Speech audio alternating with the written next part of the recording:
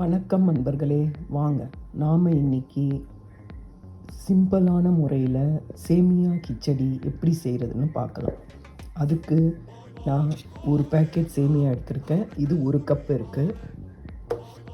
இதை நான் பேனில் போட்டு ஃப்ரை பண்ணி எடுத்துக்கிட்டேன். ஒரு மீடியம் சைஸ் ஆனியன் எடுத்துக்கோங்க, ஒரு மீடியம் சைஸ் தக்காளி எடுத்துக்கோங்க, ஒரு 6 பீன்ஸ் இப்படி நறுக்கி வச்சுக்கோங்க, ஒரு 2 சில்லி எடுத்துக்கோங்க, ஒரு ஸ்பூன் இஞ்சி பூண்டு பேஸ்ட்டு, எப்பவும் போல் உப்புமா தாளிக்கிறதுக்கு கடுகு, உளுத்தம்பருப்பு, கடலைப்பருப்பு, பெருங்காயம். நான் ஒரு பேனில் 2 டேபிள் ஸ்பூன் ஆயில் எடுத்திருக்கேன். அதில் கடுகு, கடலைப்பருப்பு, உளுத்தம்பருப்பு, பெருங்காயம் சேர்த்துட்டு அதில் இந்த ஆனியன் போட்டிருக்கேன். ஆனியன் நல்லா வதங்கினதும் இஞ்சி பூண்டு பேஸ்ட்டு ஆட் பண்ணிக்கோங்க. அதுக்கப்புறமா நம்ம நறுக்கி வச்ச பீன்ஸ் ஆட் பண்ணிக்கலாம். அது கொஞ்சம் நல்லா வதங்கினோன்னா தக்காளி ஆட் பண்ணிக்கலாம். இது நல்லா வதங்கிட்டோம்.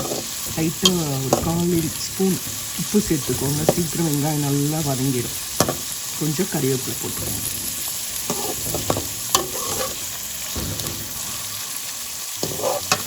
இப்போ பாருங்கள், வெங்காயம் நல்லா வதங்கிடுச்சு. இந்த ஸ்டேஜில் இஞ்சி பூண்டு பேஸ்ட்டு சேர்த்துக்கோங்க. நல்லா கலரி விட்ட பிறகு நறுக்கி வச்ச பீன்ஸை போடுங்க. பீன்ஸை நல்லா ஒரு வதக்கின பிறகு நறுக்கி வச்ச ஒரு மீடியம் சைஸ் தக்காளியும் போட்டு நல்லா வதக்குங்க. அதுக்கப்புறம் உங்களுக்கு சொல்லுங்க. இப்போ நாம் நறுக்கி வச்ச பச்சை மிளகாய், பீன்ஸு எல்லாத்தையும் சேர்த்துட்டோம். சேர்த்து இது நல்லா கொஞ்சம் வதக்குங்க. வதங்கின பிறகு நாம் இதில் தக்காளி ஆட் பண்ணோம். இப்போ இதில் தக்காளியும் ஆட் பண்ணிட்டோம். இது நல்லா வதங்கட்டும். இதில் நாம் மஞ்சள் பொடி, ஒரு 1/4 ஸ்பூன் கரம் மசாலா, ஒரு 1/2 ஸ்பூன் மிளகாய் பொடி போட்டுட்டு நல்லா வதக்குவோம். வதங்கின பிறகு நம்ம தண்ணி விடலாம். இதில் நான் மஞ்சள் பொடி, உப்பு, 1/2 ஸ்பூன் மிளகாய்த்தூள், 1/4 ஸ்பூன் கரம் மசாலா சேர்த்துட்டேன். இப்போ இதை நாம் நல்லா வதக்கிடுவோம்.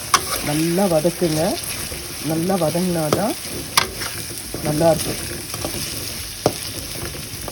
சாப்பிடும் போது பீன்ஸ் எல்லாம் நல்லா வெந்து நல்லாயிருக்கும். காரம் நான் சொன்ன அளவோடு உங்களுக்கு கூட வேணும்னா நீங்கள் நிறைய போட்டுக்கலாம். எக்ஸ்ட்ரா ஒரு 1/2 ஸ்பூன் அது மாதிரி. ஆல்ரெடி பச்சை மிளகாய் போட்டதுனால நான் காரம் அவ்வளோவா சேர்க்கலை. அதனால் நீங்கள் உங்களுக்கு கூட வேணும்னா நீங்கள் எக்ஸ்ட்ரா அதில் ஆட் பண்ணிக்கோங்க. இது நல்லா வதங்கிட்டு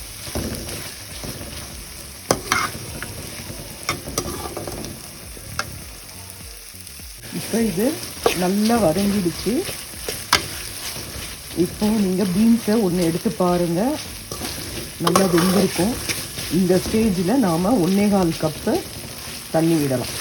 1 + 1/4 கப் வாட்டர் விடுங்க. வாட்டர் விட்டுட்டு அது நல்லா கொதிச்சோன்னு அந்த சேமியாவை அதில் போட்டு கலரிட்டே இருக்கணும். இல்லைன்னா அங்கங்கே கெட்டியாக ஆகிடும். தண்ணி விட்டு கொதிச்சோன்னா உப்பு டேஸ்ட் பார்த்துக்கோங்க. உப்பு கரெக்டாக இருந்துச்சுன்னா நீங்கள் தண்ணி நல்லா கொதிச்சோன்னா அந்த சேமியாவை போட்டு நல்லா ஒரு கலரி ஒரு 2 நிமிஷம் அது நல்லா கொதிச்சோன்னே மீடியம் ஃப்ளேமில் வச்சுட்டு தட்டை போட்டு மூடிடுங்க. சூப்பரான ஈஸியான சிம்பிள் மெத்தடில் உங்களுக்கு சேமியா ரெடி ஆகிடும். இப்போ நான் இதில் தண்ணி விடுறேன். தண்ணி நல்லா கொதிச்சிச்சு. இந்த ஸ்டேஜில் நான் சேமியாவை போட்டு நல்லா கலரிட்டு உங்களுக்கு காட்டுறேன். இந்த மாதிரி கொஞ்சம் கொஞ்சமாக போட்டு கலரிட்டு அதுக்கப்புறமா மீதியை போடுங்க. ஒரேடாக போட்டுறாதீங்க, கெட்டியாகிடும். சிம்மில் வச்சுடுங்க போடும்போது. ஏன்னா தண்ணி அதில் அப்படியே இழுத்துரும் எல்லாமே.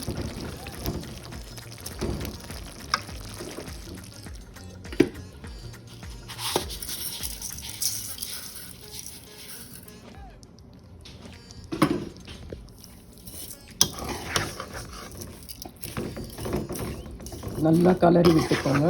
சரியாக இருக்கும். இந்த வாட்டர் நல்லா சூப்பராக உதிரியாக பலன்னு சேமியா நமக்கு கிடைக்கும்.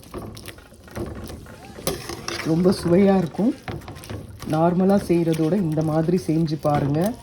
குழந்தைங்களும் விரும்பி சாப்பிடுவாங்க.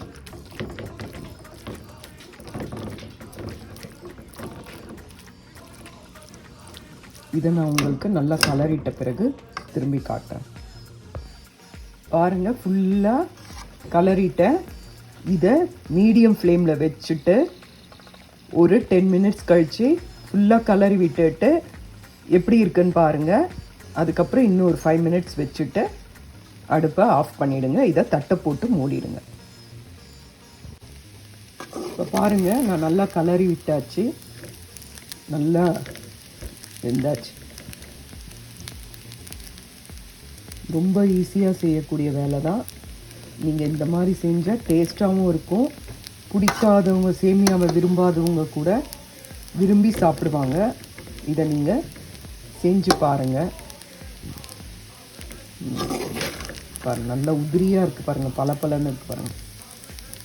பாருங்கள், இல்லை உடல் உடைச்சல் இல்லாமல், அங்கங்கே கெட்டியாக இல்லாமல் பாருங்கள் எவ்வளோ அருமையாக இருக்கு பாருங்கள். இதுக்கு நீங்கள் ஒயிட் சட்னி, சாம்பார் எது வேணாலும் வச்சு சாப்பிட்லாம், இல்லை சும்மாவும் சாப்பிட்லாம். இது நல்லாயிருக்கும் சாப்பிட்றதுக்கு.